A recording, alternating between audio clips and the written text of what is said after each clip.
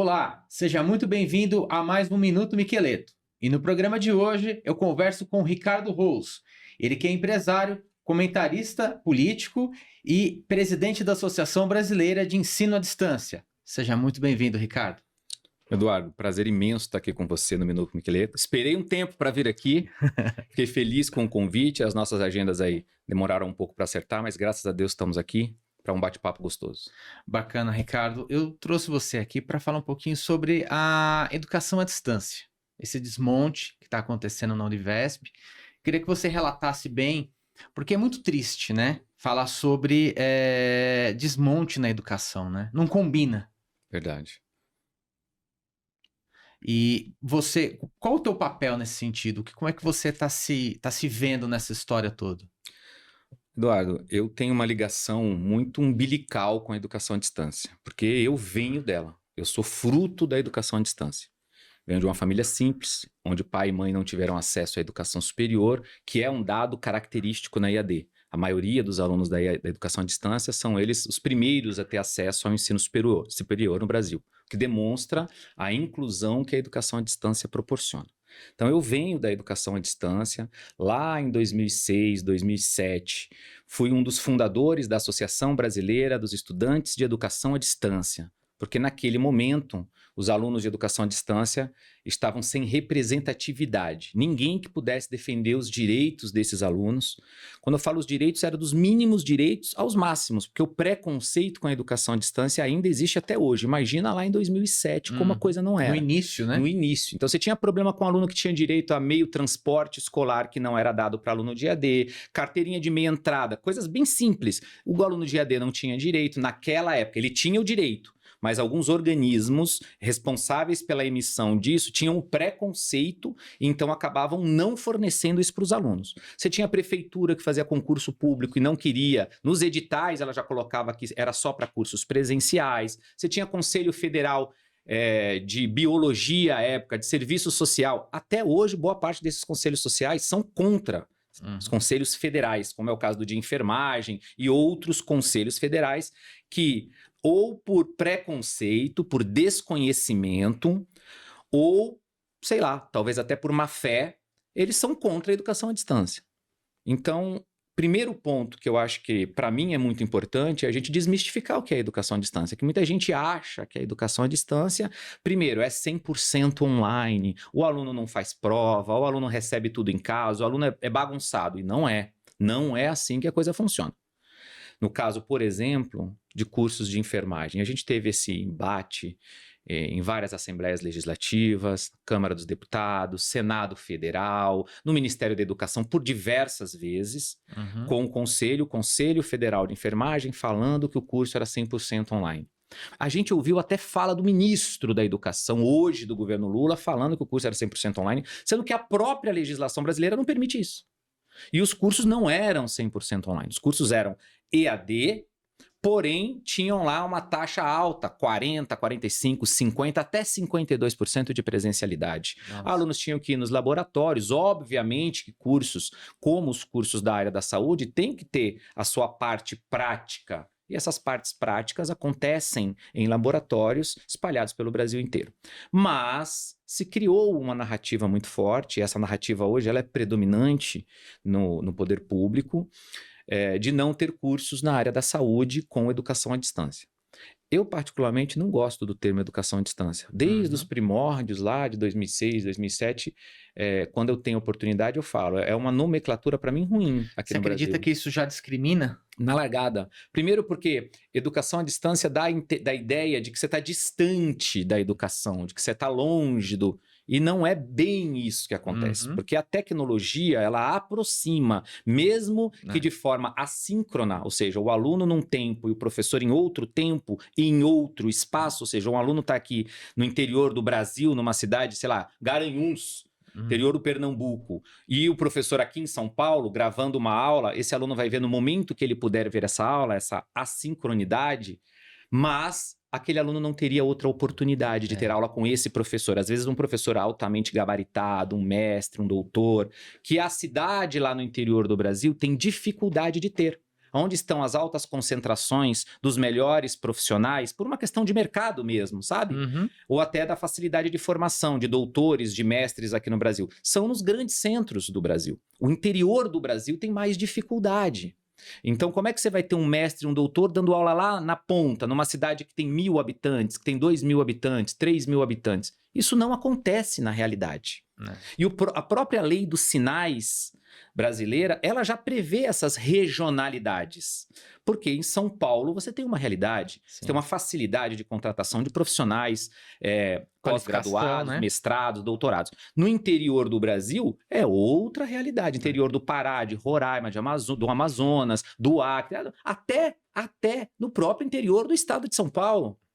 Então você tem nas cidades pequenas muita dificuldade de contratação desses profissionais. A tecnologia, que pode fazer uma bela aula de um belo profissional bem trabalhada, chegar a qualquer estudante em qualquer lugar do Brasil ou do mundo, intermediada por uma tecnologia, seja a internet, seja livro, seja a aula gravada, seja o satélite, seja qualquer uma dessas tecnologias, isso é positivo.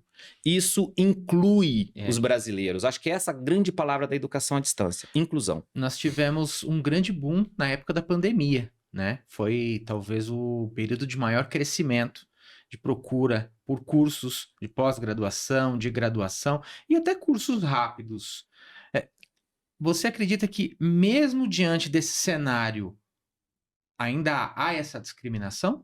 Ah, não tenha dúvida. E a discriminação parte do próprio poder público.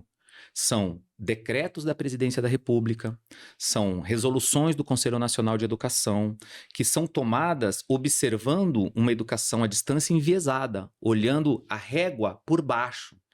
Eu não vejo o ministro da Educação nomear instituições ruins. Eu vejo ele falar muito que tem cursos ruins de educação. E tem cursos ruins de educação à distância e de educação presencial no Brasil. Educação no Brasil é algo que nós precisamos revolucionar de maneira geral. Tem que saber dividir, né, Ricardo? Tem que saber separar o joio do trigo. Eu queria que o ministro da Educação falasse quais são as instituições que estão ofertando um serviço ruim na educação à distância, ou até mesmo no presencial. Ele generaliza para criar uma narrativa de que a educação à distância é ruim, ir lá e proibir, que é isso que nós não queremos. Nós queremos qualidade na educação. Regulamentar, né? Regulamentar para ter qualidade e não para matar a educação à distância, que é o que está acontecendo com esse excesso de normas, portarias presidenciais, ministeriais e resoluções do Conselho Nacional de Educação que podem e vão acabar, por exemplo, com as licenciaturas EAD no Brasil. O Brasil tem deficiência de professores.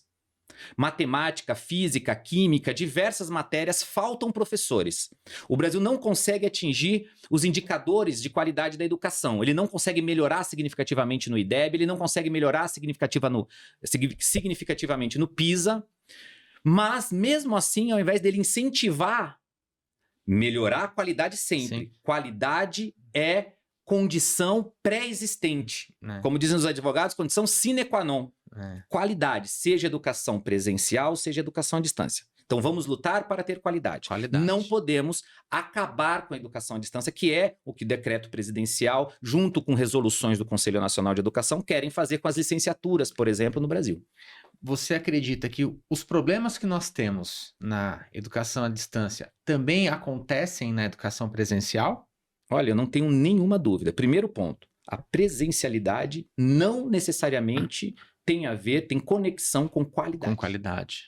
Não tem a ver. Não existe um indicador técnico que me mostre que ter mais ou menos presencialidade tem mais qualidade em determinados cursos. Então, eu acredito que esses problemas que nós temos, que são estruturais na educação brasileira, nós temos na educação básica, nós temos no nível médio, nós temos no ensino superior, com uma baita defasagem de modernização e de qualidade no Brasil. A gente não olha a educação brasileira de maneira séria. Não olhamos há muito tempo. E aí nós precisamos, sim, fazer uma revolução na educação brasileira, principalmente na educação básica. É onde nós temos que voltar os nossos olhos para que os jovens, as nossas crianças, os nossos jovens cresçam com uma educação de base forte, para aí, então, ele ter condição de disputar o mercado de trabalho ou as vagas nas universidades públicas ou nas melhores universidades privadas de igual para igual com o filho do rico. Você acha que essa mudança tem muito a ver com a alteração de grade para atender às novas tendências? Eu acho que a própria mudança na grade curricular, ela não necessariamente se adequa às realidades hoje, ela ainda é muito engessada aqui no Brasil. Aqui no Brasil, primeiro que a gente nem sabe para onde a gente quer que o nosso país vá. O que a educação brasileira hoje forma? Ela forma o cidadão para a vida, para tornar ele um cidadão pensante? Não. Ela forma ele para o mercado de trabalho? Quando o jovem termina o 3º ano do ensino médio, ele está apto a determinadas profissões aqui no Brasil? Não. Ela forma ele, eu falo o estudante, para o vestibular. Então, você pode ter a certeza que um jovem de escola pública termina o 3º ano de escola pública, ele passa na USP, na Unesp, na Unicamp ou nas melhores federais que a gente tem aqui? Não. Então, a educação brasileira pública hoje, ela serve para quê exatamente? Ela não tem foco, né? Ela não tem foco algum. A gente não sabe para quê. Na verdade, o Estado finge que paga os professores, uma parcela deles, não todos, porque esses são guerreiros e a gente precisa valorizar, fingem que dão aula, os alunos fingem que aprendem. É um enganando o outro. E o país despencando nos rankings do PISA ano após ano. Essa é a nossa realidade. A gente não consegue atingir os indicadores de qualidade que o próprio Brasil estabelece, como é o caso do IDEB. A gente não atinge esses indicadores de jeito nenhum. Então tem alguma coisa muito errada na educação brasileira. E essa coisa errada é não olhar de forma séria para a educação de base, para a formação das nossas crianças. É ali que a gente tem que focar. Independente da classe social, as nossas crianças têm que ter uma educação forte, uma educação de qualidade, que forme esse cidadão para ser um cidadão pensante para o mercado de trabalho, que se moderniza a cada momento. Hoje nós estamos falando na era da inteligência artificial, em todas as áreas, Eduardo. E quem está trabalhando a cabeça das nossas crianças, dos nossos jovens para isso? Aonde você vê isso? Você não vê. Então a gente está formando, uma geração de analfabetos funcionais. Sim. É o que nós estamos colocando no mercado de trabalho brasileiro. Essa é a realidade. E aí tem duas searas, né? Aquele que está num nível de graduação e pós-graduação, né? Com a sua idade média, e também tem esse jovem, esse que está na idade básica. Então, essa mudança estrutural ela tem que acontecer para ontem, né? Ainda mais numa área tão necessitada no nosso país, que é a área da educação. Saúde e educação são os dois pilares que deveriam ser os principais, mas são os principais gargalos que nós temos aqui no nosso país, né? Aproveitando até seu lado de comentarista político nesse sentido. Cara, você tocou em 2 pontos extremamente importantes: educação e saúde. Educação. A gente tem deficiência de formação de professores no Brasil. Ao invés do Ministério da Educação pegar projetos bem-sucedidos, como a Univesp, a Universidade Virtual do Estado de São Paulo, e incentivar, que ela está fazendo a formação de professores no interior do Estado de São Paulo, por exemplo, pegar essa grande ideia e multiplicar pelo Brasil, através da Universidade Aberta do Brasil, que já existe, e você, então, atingir as metas de formação de professores, você acha que tem alguma deficiência nessa formação, melhora a qualidade. Não acaba com isso, melhora a qualidade. Valoriza mais esse estudante. Por exemplo, aquele pé de meia licenciatura, o aluno de EAD não pode receber. Por que esse preconceito, ministro? Por que o aluno da educação à distância não pode receber o pé de meia licenciatura? Isso é exclusão. Já está tirando a educação à distância desde antes do decreto que vem agora para tentar acabar com as licenciaturas EAD, transformando elas em semipresencial, exigindo 50% de presencialidade com professores mestres e doutores em cidades pequenas onde não tem professores mestres e doutores, inviabilizando a realidade da oferta desse tipo de curso no interior do Brasil. Isso é uma deficiência na educação. Formar bons professores no país inteiro, não só nos grandes centros, utilizando das novas tecnologias e da educação à distância com qualidade. E médicos. Agora está uma baita discussão dos mais médicos, porque o Trump foi lá e cancelou o visto de algumas pessoas, falando que o mais médicos era uma forma de financiar a ditadura cubana, que é verdade. Na minha opinião, é verdade. Por que nós temos uma política não temos no Brasil uma política de formação de médicos séria? Hoje você tem dificuldade de abrir uma faculdade de medicina no Brasil. Aonde estão as grandes faculdades de medicina? Nos grandes centros. Medicina é um curso caro, até nas universidades públicas. Porque você estuda o dia inteiro, não tem hora de trabalhar. Numa universidade privada, um curso de medicina custa 9, 10, 11, 12 mil reais a mensalidade. Como é que você paga 12 mil reais para uma família de classe média baixa? Não tem como. Então, a princípio, você já tirou os mais pobres do acesso aos cursos de medicina. Né? Você já excluiu. Você elitizou esse tipo de curso. Aí o cara passa 6 anos, mais 2 de residência, mais 1 ou 2 de especialidade, sei lá, 8, 9 anos estudando medicina. Quando ele se forma, ele já está estudando num grande centro. São Paulo, Rio, Brasília, Salvador, enfim, numa cidade de o que tem uma grande região metropolitana onde estão as principais faculdades de medicina do Brasil. Aí ele se forma nesse curso, o que ele vai fazer? Ele vai trabalhar nesse grande centro. O que acontece? Falta médicos no interior do Brasil. A conta não fecha, né, A conta não fecha. Então, por que a gente não tem um programa público onde, por exemplo, o FIES financia jovens de baixa renda no interior do Brasil para que esse estudante, quando terminar o curso, ao invés dele pagar financeiramente o FIES, que o FIES é um empréstimo, ele paga trabalhando lá na cidade dele, Ao na incentivo. cidade pequena. Olha o incentivo. Por que a gente não tem esse tipo de política pública? E a gente prefere, ao invés de desenvolver esse tipo de política pública, trazer médicos de Cuba, onde a gente não paga para o médico. O médico recebe 10% do dinheiro do salário dele e os outros 80%, 5% fica com a OPAS, que é a organização que intermedia isso, e o resto vai para o governo cubano. Que tipo de emprego é esse, Eduardo? Onde você, trabalhador, você, o médico que veio de Cuba para o Brasil, não fica com o seu salário. O seu salário é pago para o teu empregador, que é o governo cubano. Que emprego é esse? Que loucura é essa? Que lógica de trabalho é essa? Isso não existe. Isso é exploração do trabalho moderno, isso é financiar a ditadura cubana. É isso que aconteceu. Tanto é que o governo norte-americano agora está retaliando através de começando suspendendo os vistos dessas pessoas envolvidas nisso, e vão vir mais suspensões de vistos e outras retaliações. Você acredita em mais sanções? Eu acredito em mais sanções, sim. Há pessoas, e espero que não aconteça, mas talvez até no aumento de taxação ao país, que isso é ruim para o país. Mas mais ruim para o país é o rumo que nós estamos tomando. Ontem pousou no Brasil um avião russo sem a autorização do Congresso Nacional, porque esse avião ele estava dentro de uma lista de empresas sancionadas internacionalmente, mas ele pousou em Brasília. O Congresso Nacional deveria ter autorizado esse pouso, mas os congressistas nem estavam sabendo desse acontecido. Esse avião pousou, foi direto para um hangar, passou um dia e foi embora. Isso aconteceu um dia depois de uma conversa entre o Lula e o Putin. Foi só coincidência? Será que eles acham que os americanos são idiotas? Aí a gente teve atracado no Rio de Janeiro, navio iraniano. Foi só coincidência?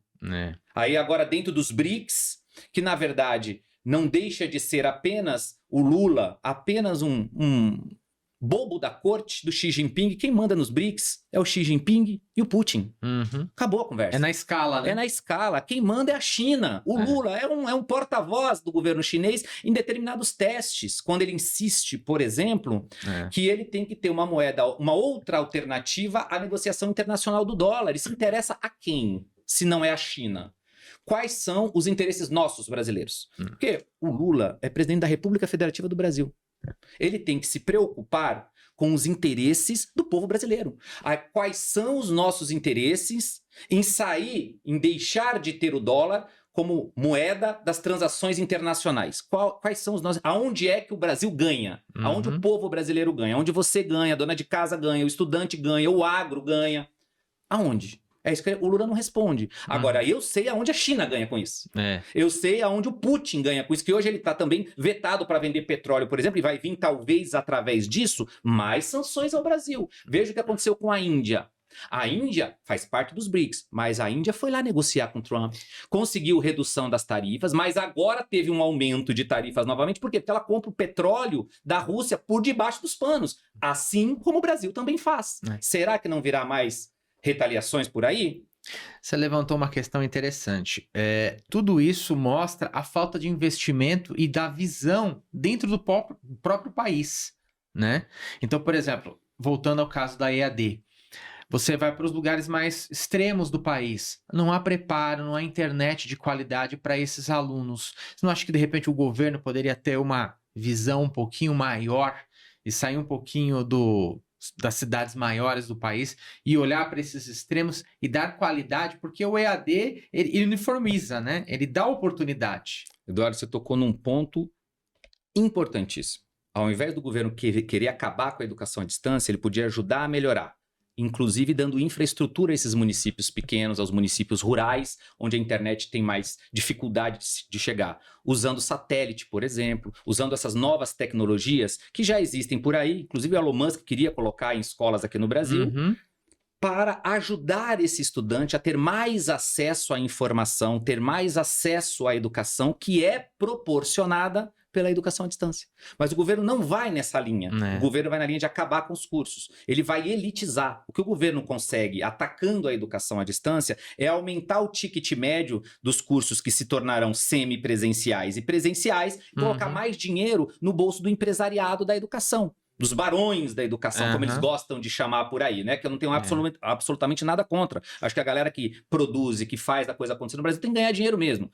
Mas esse é um discurso do próprio PT, os barões da educação. E eles estão ajudando exatamente a pôr dinheiro no bolso dos barões da educação. Porque o que vai acontecer no momento que você transformar os cursos à distância em cursos semipresenciais, como o governo quer fazer nas licenciaturas? Você vai matar instituições públicas, seja as federais, seja a Univesp aqui em São Paulo, elas vão ter que parar, porque elas não têm condição de tocar cursos de licenciatura nas propostas que o MEC tem hoje. Vai aumentar o gargalo, né? Vai aumentar o gargalo. Então, essas instituições à distância, com qualidade, como as federais, como a Univesp e outras privadas, vão parar de ofertar cursos à distância. Eles vão ter que transformar esses cursos em semipresencial. E aí eles vão tirar os polos e os cursos lá das cidades pequenas. Eles vão vir para cidades maiores, onde a lógica de funcionamento exista, para poder contratar mestres, contratar doutores e ter uma infraestrutura de aulas, 50% das aulas presenciais no polo. Então vai primeiro acabar com os polos em cidades pequenas, acabar com os cursos de licenciatura nas cidades pequenas do interior do Brasil. Essas pessoas vão ser excluídas.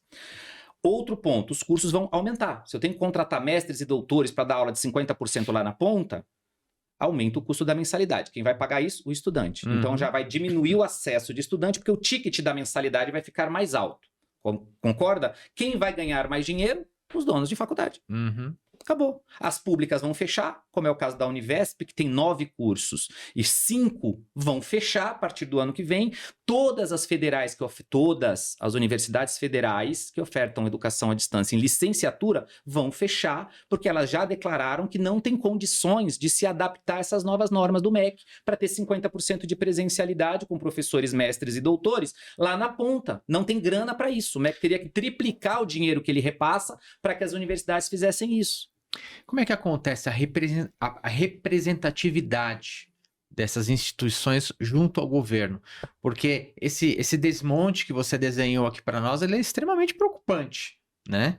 Se hoje nós já temos uma educação de pouca qualidade, daqui 5, 10 anos vai ser praticamente a zero. Isso é muito preocupante. Como é que funciona essa interlocução com o governo? Enfim, como é que é o recebimento dessas informações? Olha, você fala a interlocução nossa, dos estudantes com o governo e tal. Olha, ela não é uma interlocução simples. Desde a fundação da Associação Brasileira dos Estudantes, nós temos um bom relacionamento com os governos, independente da sigla partidária que esteja no poder no momento. A gente sempre teve uma boa interlocução com todos os ministros da educação que antecederam o atual ministro. Inclusive com o atual ministro. Nós fizemos parte de várias frentes de discussão sobre esse marco regulatório da EAD. Eu, pessoalmente, tive em diversas reuniões no Ministério da Educação, participamos de várias, fomos convidados para várias delas. Mas uma coisa é a gente levar a nossa opinião e mostrar que esse marco regulatório, que algumas resoluções do Conselho Nacional de Educação que são homologadas pelo MEC, elas vão excluir mais de 1 milhão de alunos da educação à distância, ela vai encarecer o ticket médio, dificultando ainda mais o acesso das pessoas mais pobres. Nós estamos falando aqui de prejudicar os mais pobres do acesso à educação no Brasil. É isso que o governo do PT está fazendo.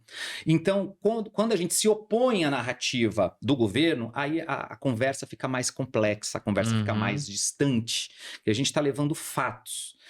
Fatos que várias consultorias mostram, consultorias independentes, fatos que são a realidade. A partir do momento que eu fecho um polo de uma cidade que tem 2, 3, 4, 5, 6 mil habitantes, esses alunos perdem o acesso. A partir do momento que eu aumento demais o valor da mensalidade, eu estou excluindo os mais pobres. E imagina-se, inclusive, que FIES, por exemplo, não tem para educação à distância. Que bolsa do pé de meia licenciatura para o aluno que estuda licenciatura, pedagogia, letras, matemática, esse aluno, se ele está na EAD, ele não tem direito a ganhar isso. Então, o governo do PT está só excluindo a cada dia que passa o aluno mais pobre do acesso à educação, com uma pseudo-bandeira de melhora da qualidade. Todo mundo quer qualidade. Sim. Mas em que fechar um polo e cercear o direito de mais de 1 milhão de alunos melhora a qualidade da educação? Mostra para mim que eu quero entender. Quem é que tem dados de que ao aumentar em 50% a presencialidade num polo, aumenta a qualidade da educação? Quais são esses dados? Aonde estão esses dados? Porque eu não tive acesso a eles ainda. Ninguém tem, porque eles não existem. Quando a gente olha o ENAD, que é o Exame Nacional de Avaliação dos Estudantes aqui no Brasil, e eu pegar o recorte, por exemplo, de 2022, o ENAD de Pedagogia, os cursos da Univesp são melhor avaliados, curso de Pedagogia da Univesp, melhor do que 52% das universidades federais do Brasil. Nossa. Um curso de uma universidade pública do estado de São Paulo que vai fechar 5 cursos por causa de decretos e regulamentações do Conselho Nacional de Educação que foram homologadas pelo MEC e de decreto da Presidência da República, que está prejudicando o estado de São Paulo e esse trabalho bacana que a Univesp vem fazendo. Que políticas públicas você acha que seriam importantes serem colocadas à prática para que não houvesse esse desmonte? Bom, primeiro a gente precisa discutir a lógica da qualidade. A lógica da qualidade está na formação do profissional da educação, dos professores de maneira geral, mas ela também está numa reestruturação da educação básica. Hoje o Ministério da Educação, por exemplo, ele gasta boa parte do seu orçamento com as universidades federais, não com a educação básica. A educação básica é competência dos municípios, dentro dessa lógica tripartite, onde na educação trabalha município, estados e União. Mas a maior parte dos nossos impostos vão para a União. Então, compete à União repassar recursos para os municípios poderem investir em melhor infraestrutura, valorização dos profissionais da educação na base, para a gente ter uma educação de base melhor. Mas o MEC hoje opta por investir no ensino superior, que não tem demonstrado essa qualidade toda também, em novas universidades federais. Eu não sei se nós precisamos de novas universidades federais espalhadas pelo Brasil, ao custo que nós temos. Aí a gente vê rombo no Ministério da Educação, como tem demonstrado agora o TCU, de mais de 4 bilhões de reais. Aí o governo insiste em programas que é para dar dinheiro para o estudante. Ao invés de dar qualidade. Ao invés de melhorar a qualidade. Em que isso melhora a qualidade da educação? Eu não sei. Mas essa lógica de dar dinheiro, seja através de bolsa não sei o quê, bolsa não sei aonde, é uma lógica de governo de esquerda. Eu acho que em alguns casos é necessário. Eu acho que em alguns casos, analisada tecnicamente, é necessário que a gente possa dar auxílio, porque tem algumas pessoas que têm essa necessidade, tem jovens que precisam sair para trabalhar e não podem estudar. Nesses casos especificamente, talvez a gente possa auxiliar. Tem famílias que também precisam do alimento antes, mas se nós não tivermos uma porta de saída nesses programas, vamos pegar como, por exemplo, o Bolsa Família. Se você só der o Bolsa Família, você vicia essa pessoa em receber o Bolsa Família. Aí você cria um mercado onde as pessoas sequer querem trabalhar para receber o Bolsa Família. Então a gente tem que ajudar as pessoas que precisam, sim. Temos que ter programas como o Bolsa Família, mas eu tenho que ter uma porta de saída. Eu tenho que qualificar essas pessoas que ganham esses programas, sejam as mulheres ou os homens, a força de trabalho dessa família que depende do Bolsa Família, para ela arrumar um emprego, colocar ela no mercado de trabalho. E um mercado de trabalho moderno. Precisa recalcular a rota, Precisa recalcular a rota desse programa, porque senão vai ser um programa que já não tem fundo, né? Nós já temos um déficit, nós estamos na dívida pública até o talo, 71%, 72% da dívida pública. O governo Lula deve deixar essa dívida acima dos 80%, e a gente não tem uma porta de saída para essas pessoas. Você escreveu um livro, um manual, Como Não Ser Enganado por Políticos. Eu acho que é bem oportuno, né, nesse sentido, porque estamos falando aqui de governo federal, educação. O que te motivou a escrever esse livro na época? Eduardo, nós temos um percentual de eleitores e de políticos eleitos que não fazem a menor ideia de como é a estrutura do Estado brasileiro. Você pergunta para um eleitor, você que está nos acompanhando aqui no Minuto Miqueleto, pergunta para os seus amigos, e talvez até você faça essa auto-pergunta. O que faz o senador da República? Por que a gente paga 46 mil reais de salário para um senador? Qual é o papel dele? Ele ganha um salário de 46 mil reais, mais um monte de regalia. Para fazer o quê? O que ele tem que devolver, entregar para a sociedade? O que tem que entregar para a sociedade um vereador, um prefeito? Qual é o papel dele? A maioria dos cidadãos não sabe essa resposta, só que todos votam. A maioria dos candidatos não sabem. O que mais a gente vê que é vergonhoso é candidato em época de campanha prometendo coisas que não é da competência dele.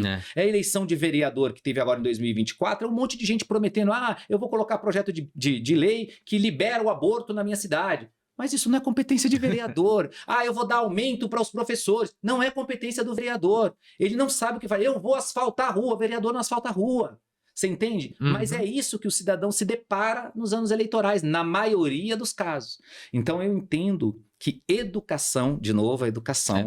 A importância da educação, né? Educação política é extremamente importante para que esse cidadão saiba o que é o poder legislativo, executivo e judiciário. O que é o poder legislativo no município, que é a Câmara dos Vereadores. O que faz o vereador? Se ele souber o que faz um vereador, ele vai entender quando o vereador vier com alguma promessa na campanha, se aquela promessa faz sentido dentro do cargo de vereador ou não, ou se ele está contando uma conversa fiada na orelha do eleitor.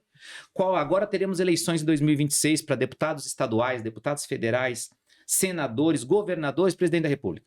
Qual é o papel de cada um? Como é que eu sei qual é o melhor candidato dentre aquele monte de candidatos que aparece para a gente? Se aquele candidato está preparado.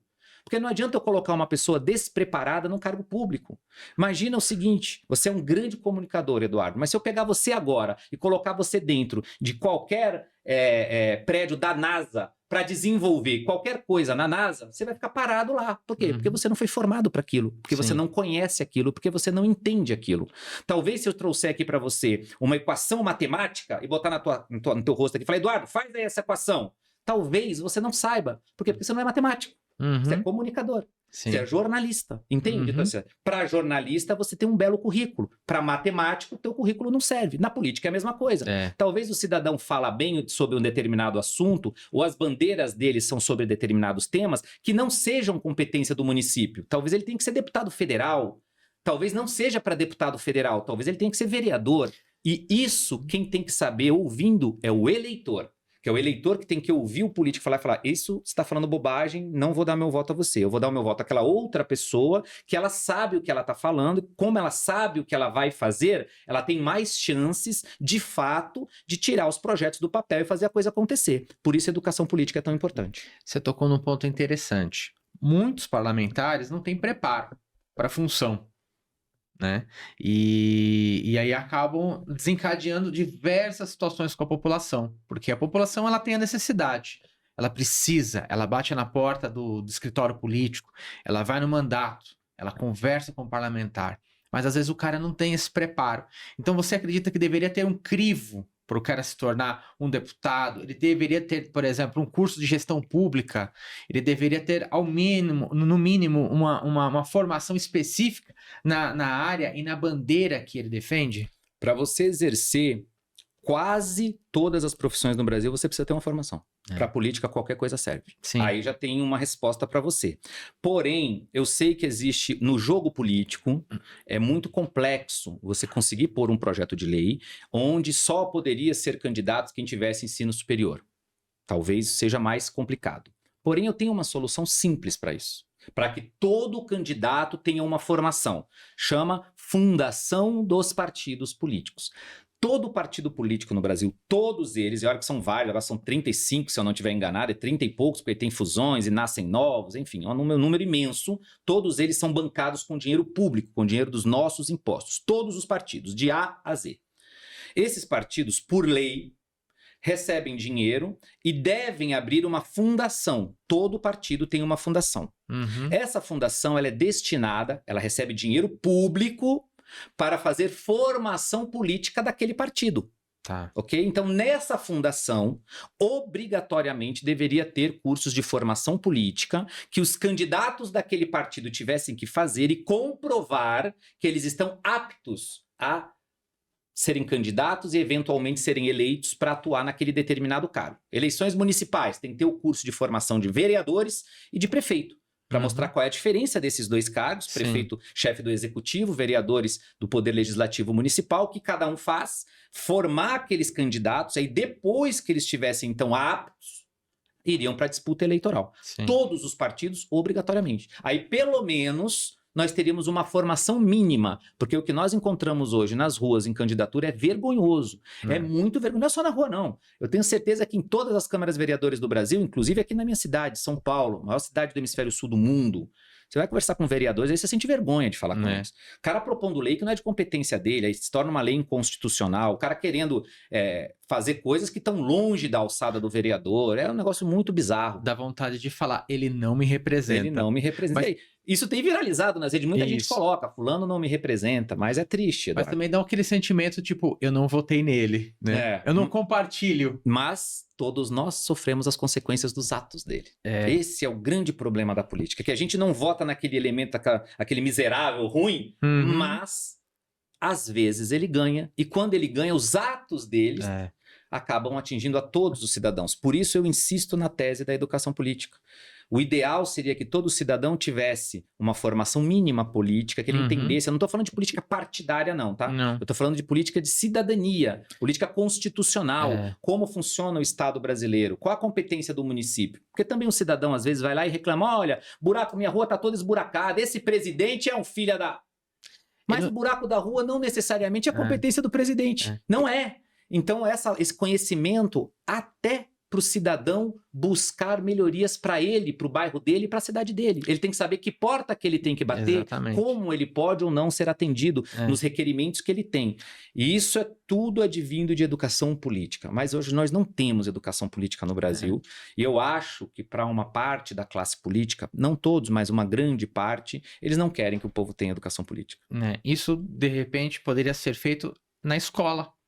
As pessoas terem uma visão, né? E o seu livro se encaixa muito bem num período escolar. Sim. Para a pessoa ter a iniciação na área política e entender um pouco do organizacional da coisa. E poder saber em que porta vai poder bater lá na frente. Né? Exatamente. Você ter essa identificação. Porque as necessidades, elas são inúmeras. Elas são gigantescas em todos os lugares. São Paulo e as suas diversas áreas são... né, extremamente amplas nesse sentido. Eu acho que seria importantíssimo ter isso como uma base numa escola, num curso de graduação, independente da área. Sim. Independente da área. E seria uma abertura de currículo, né, Ricardo? Exato. Quanto mais informação, quanto mais educação política o cidadão tiver, menos ele será enganado, melhores candidatos ele vai escolher, que vão se tornar melhores gestores públicos, que são funcionários do povo. Hoje a gente elege uma pessoa, o cara vira um popstar, parece que ele, sabe, ele tá vê o que está acontecendo hoje com os ministros do Supremo Tribunal Federal, eles são astros do alvo, todos poderosos. Não, são todos funcionários do povo. Soberano é o povo. Ele é soberano, mas o povo acho que ainda não entendeu essa lógica do poder que ele tem, justamente por essa ausência de educação política. E as redes sociais trouxeram também, né? O prefeito TikToker. É verdade. Né? Houve o crescimento de fenômenos em torno disso, né? E se acaba perdendo o mais importante, né, Ricardo? Que é a mensagem e que é o trabalho deles, né? As redes sociais vieram para exponenciar coisas boas e também coisas não tão boas. Aí depende de quem utiliza. E com a internet, a gente conseguiu ter acesso a muitas informações. Como você falou, o prefeito TikTok, é o caso do Manga ali de Sorocaba, ele conseguiu ganhar uma visibilidade por determinadas formas como ele se comunicou. Teve sucesso nesta comunicação. Não sou cidadão de Sorocaba para julgar a administração dele, mas na comunicação ele teve sucesso, chegou a ter uma visibilidade imensa, ganhou seguidores e visibilidade no Brasil inteiro. Essa vitrine que as redes sociais pode ajudar a levar mensagens positivas, é o que a gente espera, por exemplo, com a questão da educação política. A gente ter educação política chegando para todo mundo. Hoje, no Brasil, nós já demos um passo na direção de ter mais educação política, porque num passado ninguém sabia quem eram os ministros do Supremo Tribunal Federal. Ninguém acompanhava atos do governo, seja federal, seja estadual, seja municipal. Hoje já se acompanha mais. Porém, acho que essa lógica da polarização não é boa para o Brasil. Ela realmente atrapalha um pouco a lógica da gestão pública, de termos um projeto de país, construirmos um projeto de Estado para o Brasil, saber para onde a gente quer levar o nosso país, ter um projeto e executar, ter foco, para que um governo possa terminar e outro dar continuidade ao que foi feito. Infelizmente, nesse momento, a gente já está aí há muitos anos na mão de um governo mais alinhado com a esquerda, né? Só de PT a gente tem quase 20 anos entre governo Lula 1, Lula 2, Dilma 1, Dilma 2 e o Lula 3. É bastante tempo de uma linha ideológica que tem um pensamento, no meu ponto de vista, muito atrasado. leva o país para uma linha de pensamento extremamente atrasada. O comunismo, o socialismo já foi vencido no mundo há muito tempo. Você vê a China hoje, a China é comunista só no controle do poder, mas eu nunca vi ninguém mais capitalista no avanço de mercado. É um capitalismo de mercado que a China aplica, mas no poder é concentrado no Partido Comunista, o que dá para a China, por exemplo, muitas vantagens de negociação. Porque o Xi Jinping, hoje o líder chinês, ele não tem que se preocupar com eleição daqui 2 ou 4 anos. Ali eles têm um planejamento de 50 anos. Entende? Já sabe quem é o próximo cara que vai assumir o lugar do Xi Jinping. Não tem eleição, tá tudo montado. Diferente de países democráticos, que você é um líder, tem que negociar com essas nações, tem que entrar no jogo global da geopolítica, porém, você também tem um olhar doméstico, porque você tem eleições ali daqui 2 anos. Eleições municipais, eleições para deputados e senadores, ou a reeleição. E aí a dinâmica do poder fica muito diferente. E o Brasil ainda é uma pseudo-democracia. Eu não considero, mas, que nós vivemos numa democracia plena. Não. Nem eu e nem vários outros organismos internacionais, porque a gente persegue comentaristas políticos, a gente persegue jornalistas, a gente censura matérias de jornais, de revistas, de streamers, a gente já tem exilados políticos em vários lugares do Brasil, a gente prende pessoas porque elas colocam batom, porque fazem uma arruaça, a gente dá 17 anos, ao mesmo tempo que a gente solta traficantes pela porta da frente. Então essa verdade tem incomodado uma parcela da sociedade. Tem feito com que a gente não acredite tanto nessa pseudo-democracia que vivemos. Eu acho, Ricardo, na minha humilde opinião, depois de nós já termos passado por 7 constituições, que eu não vejo muita solução a não ser a gente ter uma nova Constituição, a gente zerar o marco, a gente chamar uma nova Constituinte. Vamos começar do zero, né, Isso, Ricardo? recomeçar o Brasil. Aí a gente proíbe os políticos que estão com mandato de participarem da Constituinte, a gente convoca uma massa de pessoas técnicas nas suas áreas, área de saúde, área de logística, desenvolvimento, direito, montamos uma nova Constituição, federalista mesmo, sabe? Num modelo muito parecido com o modelo americano, onde os estados têm mais força, mais autonomia, onde a divisão do dinheiro fica mais nos municípios, depois nos estados, e menos na União. Aquela lógica de menos Brasília e mais Brasil, ela é verdade. Hoje a gente manda nosso dinheiro todo para Brasília.